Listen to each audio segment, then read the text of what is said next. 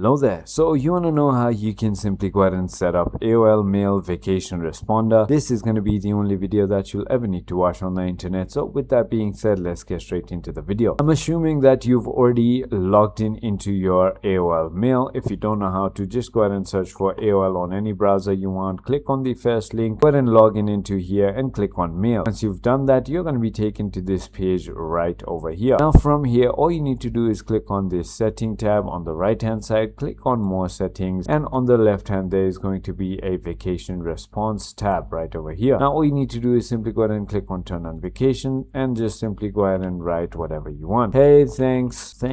Oh, never mind. Thanks for your message. I am on a vacation at the moment. We'll get back to you in a week, for example, and you can simply go ahead and save that and show your vacation response during these dates. You can add from when to when and simply go ahead and save it. That is about it. I hope this video was helpful to you. If it was, hit that like button and I'll see you on the next one.